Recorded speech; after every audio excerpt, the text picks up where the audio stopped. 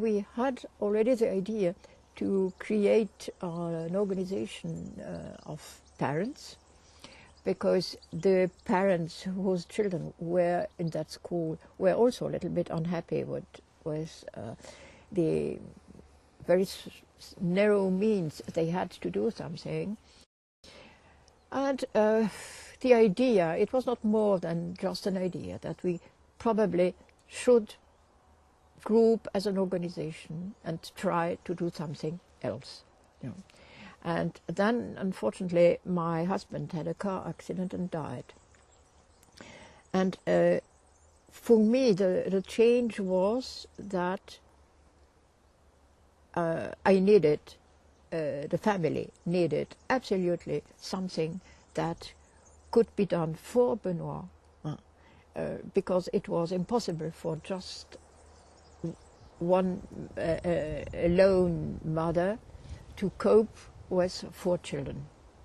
It was too much. So something has to be done, and quickly.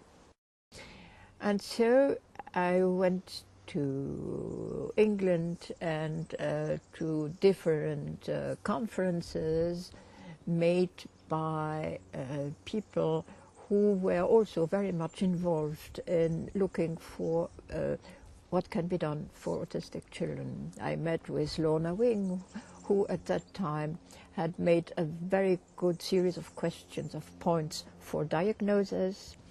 I met with Michael Rutter, who was a very top psychiatrist, also working in neurosciences, the very tiny beginning of neurosciences at that time. I met with Eric Schopler, who was the founder of the method TEACH for autistic children, and we became very, very good friends.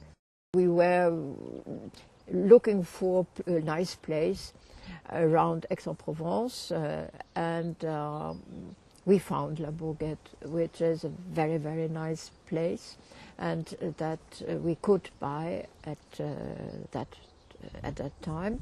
And the whole project was then built around the possibility of having activities and some groups of children living at La Bourguette and others living in the different villages near La Bourguette.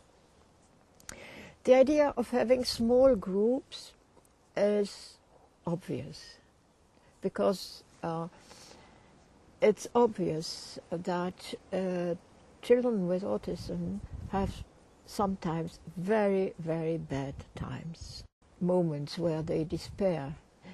And these very, very bad times are difficult to bear also for the other ones. So if you have 20 or 30 children together, it can become terrible.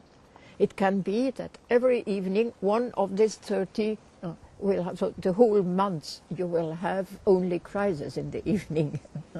So we said, no, 7, 8 is enough, so that human life will become possible.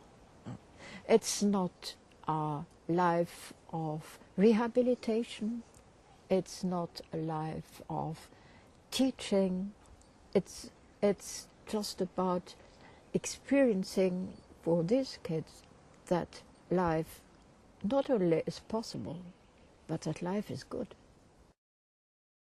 At La Bourguette, with the children, we experienced how difficult it is for them to have a positive contact with reality, and how difficult it is for them to experience and be secure in the different changes that they observe around themselves. So, of course, being on the countryside, you have the difference between night and day, which makes it perhaps easier for the child to sleep. There is another thing that makes it easier for the child to sleep, is that over the day they are outside.